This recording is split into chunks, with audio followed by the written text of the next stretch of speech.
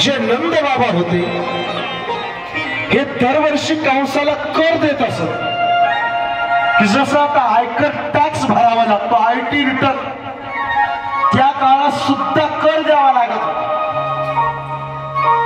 आणि त्यावेळेस कर देण्याची बारी आली आणि नंद बाबा कंसाचा कर देण्याकरता मथुरेला आले। त्यांनी कंसाला कर दिला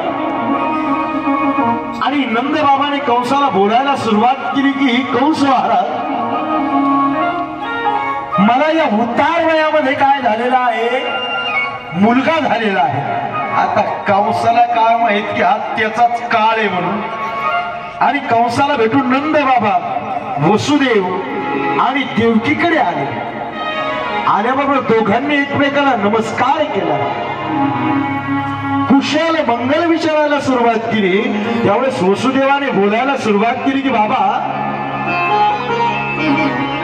तुमच्या घरी जे मूल आहे ते माझच आहे। आणि नंद बाबा सुद्धा भोळ्या पाटात बोलून गेले की ते आपलंच आहे।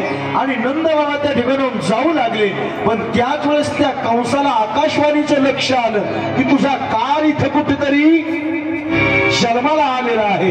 कंसाला क्रोध आला आणि पुतनेला आदेश दिला की जा, या गोकुळात जेवढी जेवढी लहान लहान मुले जन्माला आलेली असेल तू त्यांची काय कर, हत्या कर।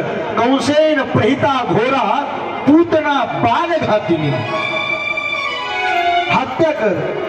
आणि अशी पुतना त्या गोकुळात आली मुलांची हत्या करण्याकरता। पण इथं शंका अशी आहे की एवढी मोठी पुतना त्या गोकुळात आली, राक्षसी असलेली पुतना, आणि तिला कुणी काहीच विचारलं नाही की तू कुणीकडे आली, कशा करता आली। आता एखादा जर नवीन पाहुणा आला आपण विचारतो ना कुणीकडे आले, कशा करता आले, पण तू तिला असं कोणी का विचारलं नाही की तू कुणीकडे आली, कशा करता आली। कारण पुतना येत असताना गोकुळामध्ये डायरेक्ट राक्षसीच्या स्वरूपात आली नाही। अगोदर पुतना ब्युटी पार्लर मध्ये गेली,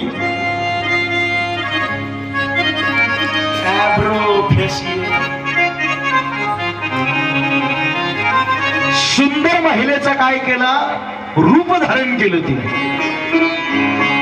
या ब्युटी पार्लर आजकाल बरेच नवरदेव फसायला लागले तर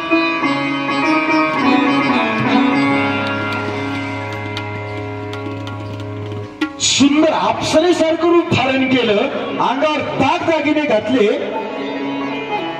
आणि मग त्या गोकुळात आली।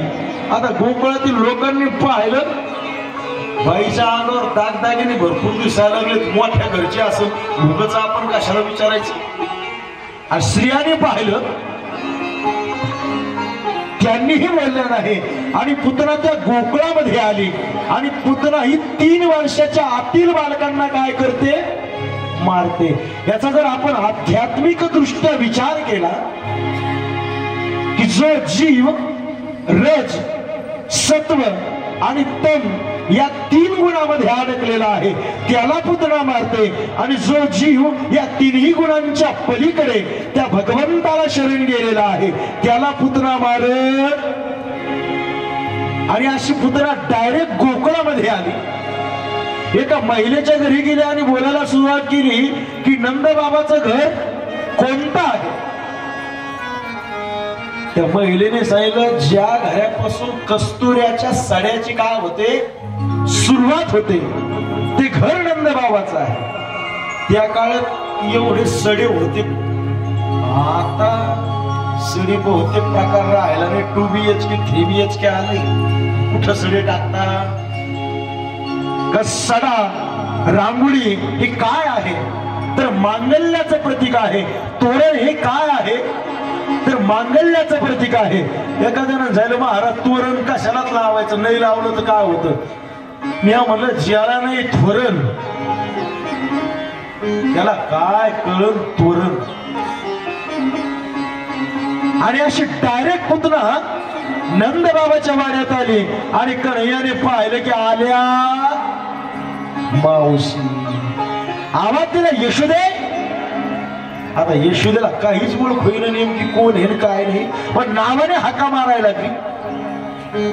हिने झाला यशोदे मला ओळखलं नाहीस का, मी तुझी बहीण आहे. बहीण हे झालं मी तुम्ही आत्याच्या मामाच्या काकाच्या भावाच्या चुलत्याची मुलगी तुझी. हिने झालं इतके दिवस का आली नव्हती.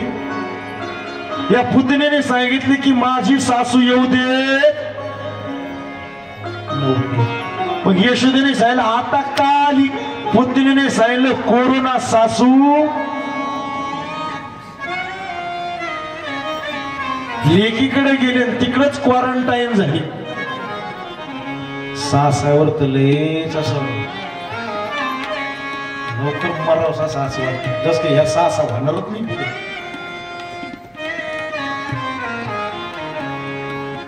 आणि मला कळालंय की तुला मुलगा झालेला आहे, तुझ्या लालाला माझ्याकडे दे ना. आणि त्याच वेळेस यशोदेने कन्हैयाला काय केलं, पुतणेच्या हातात दिलं.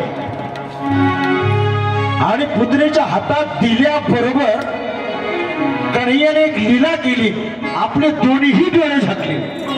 एवढीच घटना आहे की पुतणीच्या हातात दिल्याबरोबर कन्हैयाने काय केलं, डोळे झाकले. याच्या अनेक विद्वानांनी अनेक कारण मांडली. एका विद्वानाने सांगितले की कन्हैयाने डोळे का झाकले, कारण पुतना ही अज्ञान आहे, अंधकार आहे, आणि अज्ञान हे डोळ्यात असू नये म्हणून कन्हैयाने डोळे झाकले. दुसऱ्याने सांगितले अरे तसं नाही, कन्हैयाने डोळे का झाकले, कारण कृष्णाचे डोळे हे चंद्र आणि सूर्य आहेत आणि पुतना ही अंधकार रूप आहे आणि अंधकार सूर्याच्या पुढे टिकत नाही म्हणून कन्हैयाने डोळे झाकले.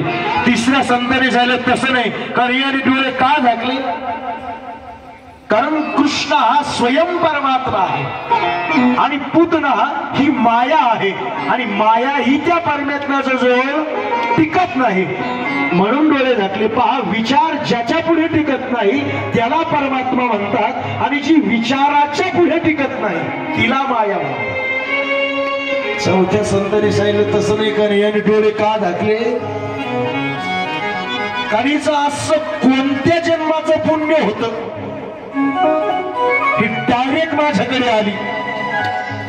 असं उठसूट भगवंताकडे जाता येतं का, त्याला काय लागतं, पुण्य लागतं. इथं साध्या मुख्यमंत्र्याला भेटायचं असलं तर जमत नाही, डायरेक्ट भेटा बरं गेटूनच बाहेर काढून देते. इथं उशिरा लागतो भेटायचं. हिचं असं कोणत्या जन्मातलं पुण्य होतं हे पाहण्याकरता का याने काय केले, डोळे झाले. पाचव्यांनी सांगितलं अरे तसं नाही, कन्हैयाने डोळे का झाकले, कारण ही पुतना मागील अवतारात बळीची कन्या होती, तिचं नाव होतं रत्नमाला. आणि ज्यावेळेस वामन भगवंत 7 वर्षाचे होऊन गेले ते दिसायला अतिशय सुंदर दिसू लागले.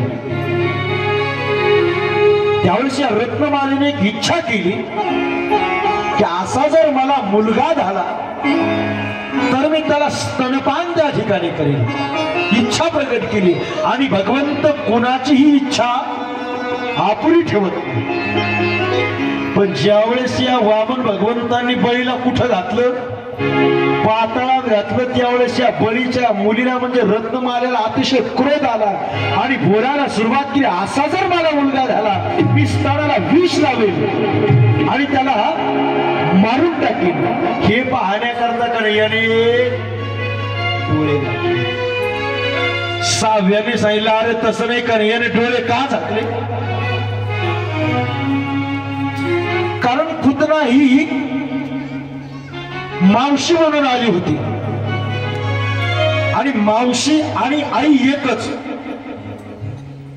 जो यशोदेला मोक्ष द्यावा लागणार होता तोच मोक्ष कोणाला द्यावा लागणार होता, पुतण्याला द्यावा लागणार होता. हे पाहण्याकरता डोळे झाकले. 7व्याने सांगितले तसं नाही, का डोळे झाकले, कारण पुतना ही स्तनाला काय लावून आली होती, विष लावून आली होती आणि विष प्यायचा अनुभव कृष्णाला नव्हता, तो कुणाला होता, भगवान शंकराचं ध्यान करण्याकरता कन्हैयाने डोळे झाकले.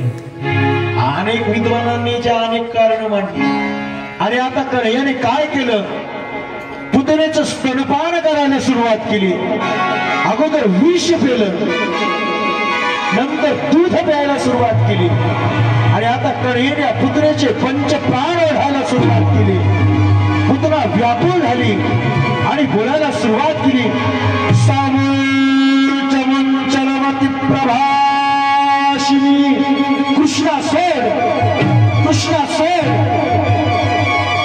दोनदा सोड सोड म्हटली. दोनदा का?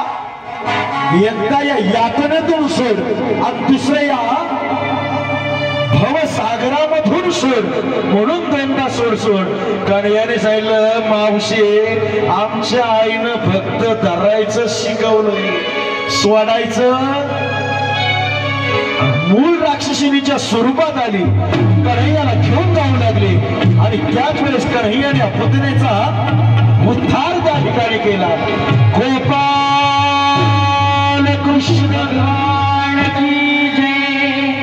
आणि पुतनेचा 6 कोसाचा देह पडल्याबरोबर झाडांचा कडकडाट आवाज त्या ठिकाणी झाला. सर्व गोप गोपाळ गवळणी त्या ठिकाणी धावतच आल्या. आणि पुतनेचा 6 कोसाचा देह पाहिल्याबरोबर कन्हैया या पुतनेच्या देहावर खेळत आहे, पोटावर खेळत आहे. गवळीने यशोदेला बोलायला सुरुवात केली. यशोदे, तुला मुलाला सांभाळता येत नाही, कुणाच्याही हातात दुसरे जाग जाऊन काढून आणा ना. तिसरं झालं, तुला जाता येत नाही का? चौथी गेली आणि कृष्णाला काढून आता काढून आणल्याच्या नंतर एका गोपीने बोलायला सुरुवात केली. कृष्णाला काय झाली? दृष्ट झाली. म्हणून कृष्णाला गोमूत्रानं काय केलं? स्नान घातलं. गोमूत्रेनं स्नापयित्वा. आता दुसऱ्या गवळीने कृष्णाला दृष्ट झाली म्हणून 12 ठिकाणी काय लावलं? गाईचं शेण लावलं. आता एकीने लावलं म्हटल्यानंतर या बाकीच्या थांबत्या होईल. सगळ्या जणांनी कृष्णाला काय लावलं? गाईचं शेण लावलं. कृष्ण गोबर गणेश झाले. कृष्णाला बाई काढाला, कृष्णाला बाई काढाला दृष्ट कशी झाली. तापलई आली हरिला, तापलई आली, तापलई आली हरिला, तापलई आली हे, तापलई आली हरिला, तापलई आली. कृष्णाला बाई काढाला, कृष्णाला बाई काढाला दृष्ट कशी झाली.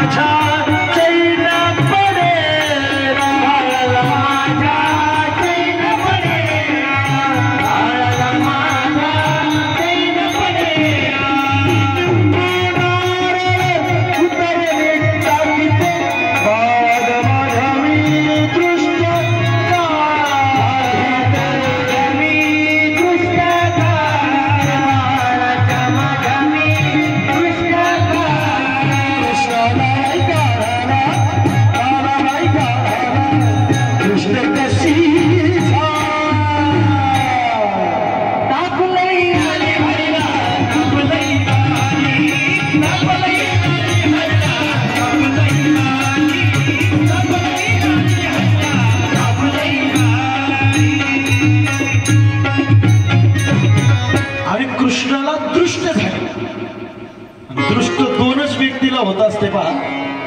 एक दृष्ट होते लहान बाळाला. जर गोंडस बाळ असलं ना त्याला काय होते? दृष्ट होते.